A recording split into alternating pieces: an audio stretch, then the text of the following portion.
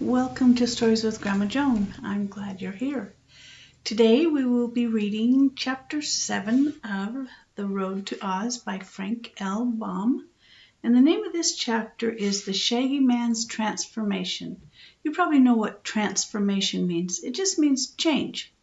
So something's going to change about the Shaggy Man in this chapter. Okay, let's go. You remember the last chapter was called The City of Beasts. Remember that? So here we go. They found the houses of the town all low and square and built of bricks, neatly whitewashed inside and out.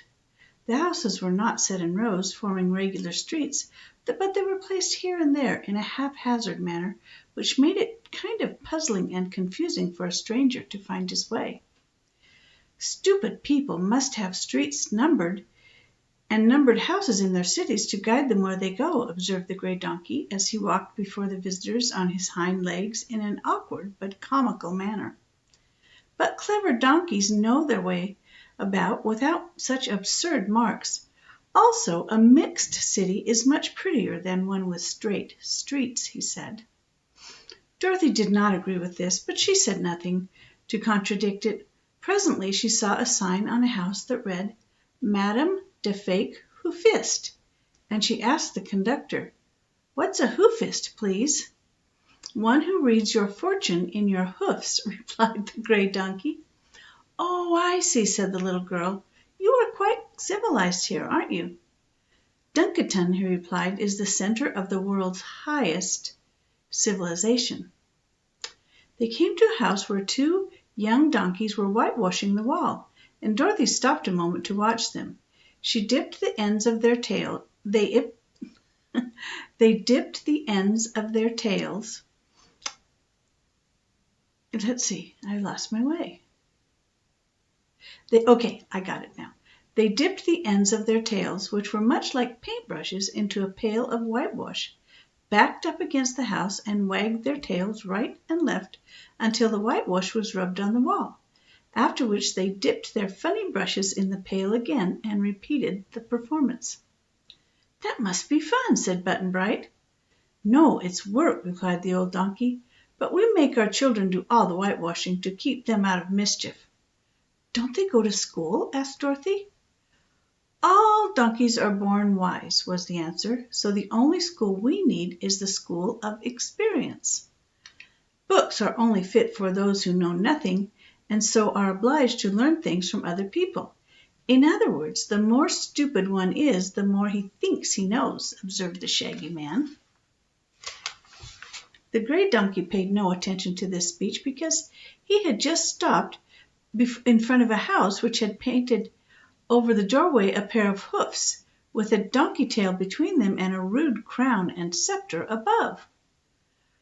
"I'll see if His Magnificent Majesty, King Kittabray, is at home," he said. He lifted his head and called, "Hee-haw, hee-haw, hee-haw," 3 times in a shocking voice, turning about and kicking with his heels against the panel of the door.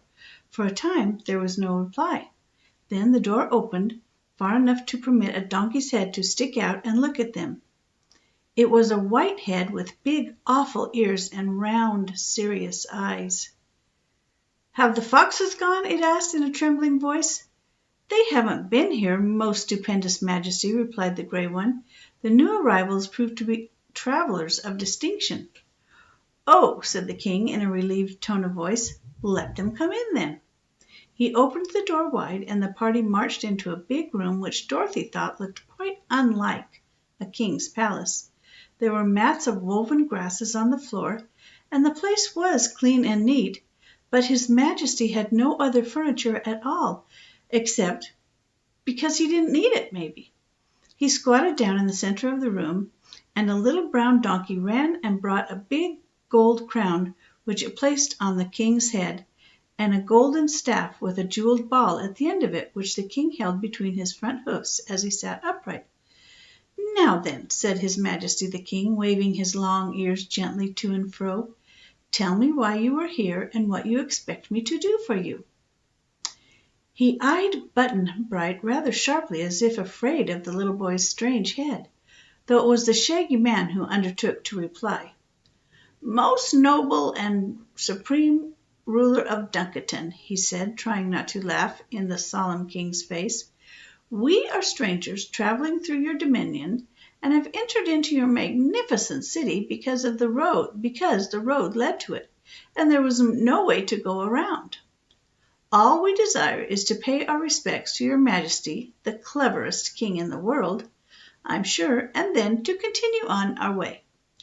This polite speech pleased the king very much. Indeed, it pleased him so much that it proved an unlucky speech for the Shaggy Man.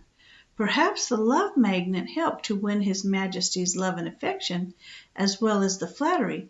But however this may be, the white donkey looked kindly upon the speaker and said, "Only a donkey should be able to use such fine, big words, and you are too wise and admirable in all ways to be a mere man. Also, I feel that I love you as well as I do my own favored people. So I will bestow upon you the greatest gift within my power, a donkey's head." As he spoke, he waved his jeweled staff. Although the Shaggy Man cried out and tried to leap backward and escape, it proved to be of no use. Suddenly his own head was gone, and a donkey head appeared in its place, a brown, shaggy head so absurd and droll that Dorothy and Polly both broke into merry laughter, and even Button-Bright's fox face wore a smile. Dear me!" cried the Shaggy Man, feeling of his shaggy new head and his long ears. "What a misfortune! What a great misfortune! Give me back my own head, you stupid king, if you love me at all." "Don't you like it?" asked the king, surprised. "Hee-haw! I hate it! Take it away, quick!" said the Shaggy Man. "But I can't do that," was the reply. "My magic works only once. I can do things, but I can't undo them. You'll have to find the Truth Pond and bathe in its water in order to get back your own head. But I advise you not to do that. This head is much more beautiful than the old one." "That's a matter of taste," said Dorothy. "Where is the Truth Pond?" asked the Shaggy Man. Truth Pond. You know what that is. A pond is like a small lake. "Somewhere in the Land of Oz, but just the exact location of it I cannot tell," was the answer. "Don't worry, Shaggy Man," said Dorothy, smiling because her friend wagged his new ears so comically. "If the Truth Pond is in Oz, we'll be sure to find it when we get home." "Oh, are you going to the Land of Oz?" asked King Kik-a-bray. "I don't know," she replied, "but we've been told we are nearer the Land of Oz than to Kansas, and if that's so, the quickest way for me to get home is to find Ozma." "Hee-haw!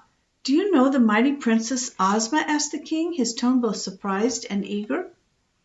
"Of course I do. She's my friend," said Dorothy. "Then perhaps you'll do me a favor," continued the white donkey, much excited. "What is it?" she asked. "Perhaps you can get me an invitation to Princess Ozma's birthday celebration, which will be the grandest royal party ever held in Fairyland. I'd love to go." "Hee-haw! You deserve punishment rather than reward for giving me this dreadful head," said the Shaggy Man sorrowfully. "I wish you wouldn't say hee-haw so much," said Polychrome.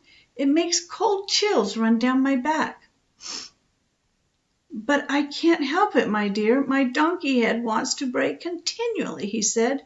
"Doesn't your fox head want to yelp every minute?" he asked Button-Bright. "Don't know," said the boy, still staring at the Shaggy Man's ears. These seemed to interest him greatly, and the sight also made him forget his own fox head, which was a comfort. "What do you think, Polly? Shall I promise the Donkey King an invitation to Ozma's party?" asked Dorothy of the Rainbow's Daughter, who was flitting about the room like a sunbeam because she could never keep still. "Do as you please, dear," answered Polychrome. "He might help to amuse the guests of the princess."